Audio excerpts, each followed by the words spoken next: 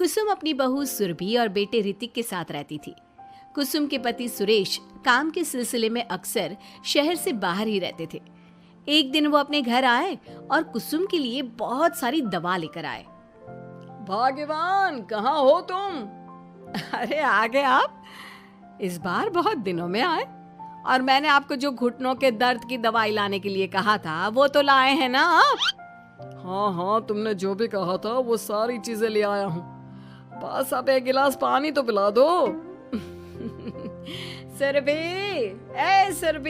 एक गिलास पानी तो लाना। सुरभि जल्दी से पानी लेकर आती है।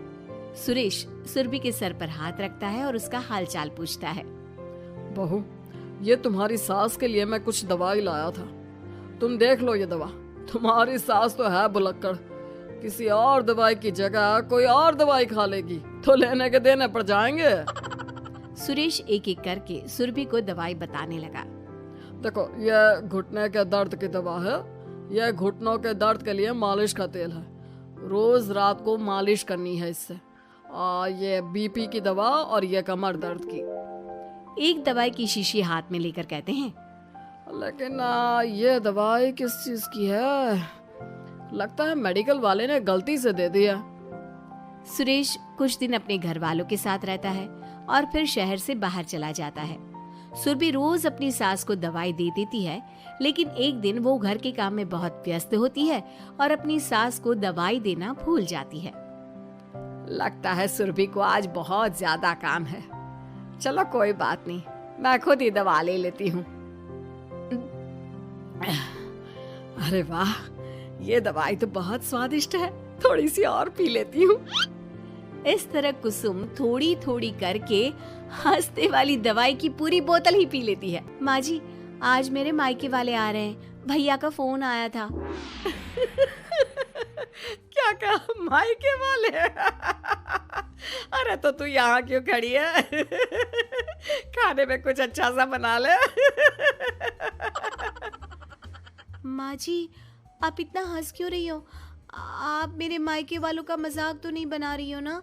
नहीं नहीं नहीं, मैं कहाँ मजाक बना रही हूँ। मैं तो बस बता रही हूँ। माँ जी, आप झूठ भी बोलती हैं, आप अभी तो हंस रही थी। कुसुम हंसती ही रहती है। सुरभि वहां से चली जाती है और खाने की तैयारी में लग जाती है। थोड़ी देर बाद सुरभि का भाई और सुरभि की माँ आते हैं। कुसुम उन्हें अंदर बिठाती है और अपनी सास को बुला लाती है। समधन जी, कैसी हैं आप? मैं तो ठीक हूँ। आप बताइए, आप कैसे? आंटी जी, आप इतना हंस क्यों रही हो? मैं कहाँ हंस रही हूँ बेटा। जब कुसुम लगातार हंसी जा रही थी तो उन्हें इंसल्ट फील हुई और वे वहां से जाने लगे। अच्छा बहन जी, हम चलते हैं। आपकी मेहमान नवाजी का बहुत बहुत शुक्रिया। सुरभि की माँ जा ही रही थी, तभी उसका पैर फिसल गया और वो बहुत तेज गिरी। माँ, आप ठीक तो हैं? अरे बहन जी, अब ठीक तो है। आपको चोट तो नहीं लगी ना? आप मुझसे पूछ रही हैं या मेरा मजाक उड़ा रही हैं? बहन जी, पहले तो आप इतनी बदतमीज नहीं थी, लेकिन अब क्या हो गया है आपको? माँ, आप ठीक तो है ना? अंदर चलिए, मेरे कमरे में आराम कर लीजिए। नहीं सुरभि, हम जा रहे हैं। हमें अपना मजाक और उड़वाने का शौक नहीं है। और सुरभि, तुम अपनी सास का इलाज कराओ। इस तरह सुरभि के मायके वाले चले गए तो सुरभि का गुस्सा चौथे आसमान पर था। उसने अपनी सास से कहा, माँ जी, आपने मेरे भाई और मेरी माँ के साथ ऐसा क्यों किया?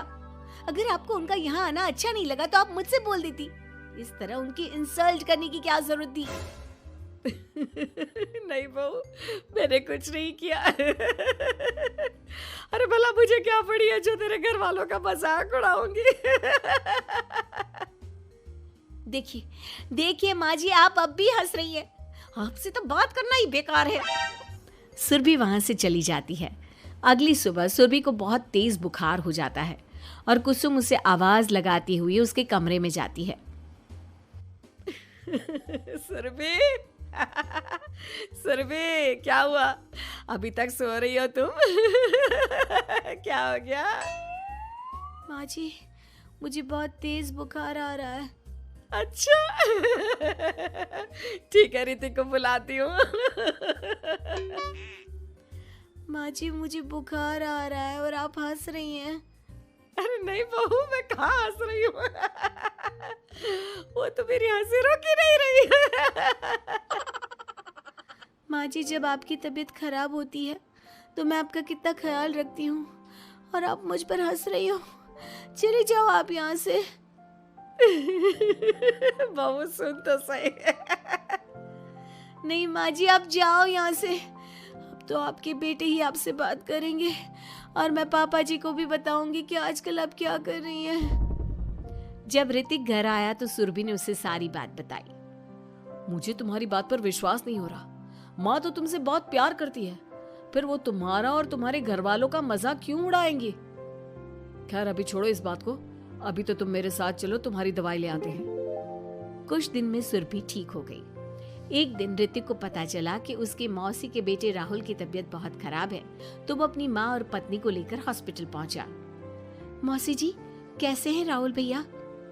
बेटी, इतने दिन हो गए मेरे राहुल को बीमार हुए, लेकिन उसकी तबीयत में कोई सुधार नहीं आ रहा। अरे छोटी, हुआ क्या है राहुल बेटे को? कुछ बता तो सही। माँ, आप हंस क्यों रही हो? कहाँ हंस रही हूँ बेटा?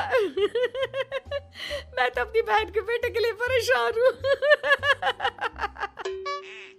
माँ, ये क्या तरीका है?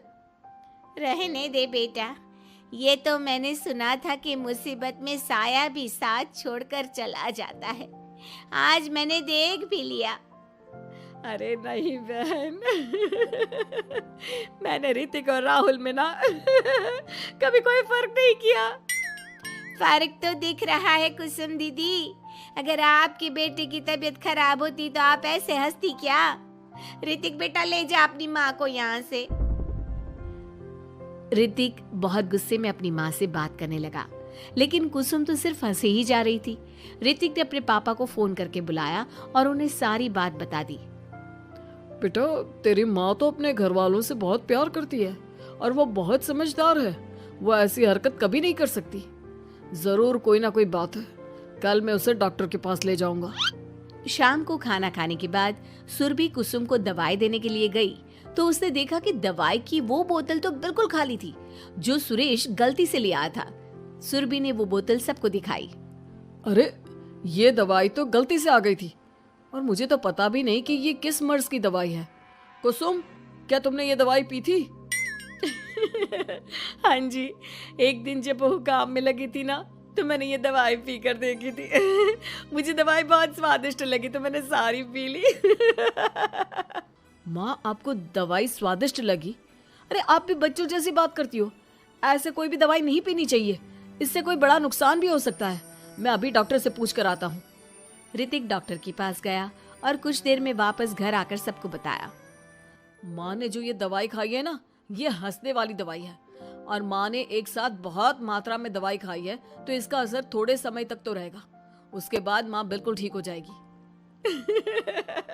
अच्छा हुआ जो तू डॉक्टर से पूछ कर आया, नहीं तो हंसते हंसते मेरा पेट ही दुख गया है।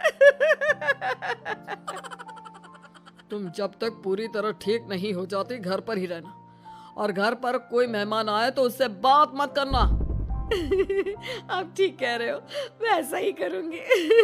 अब मैं बिल्कुल हंसूंगी। कुसुम की बात सुनकर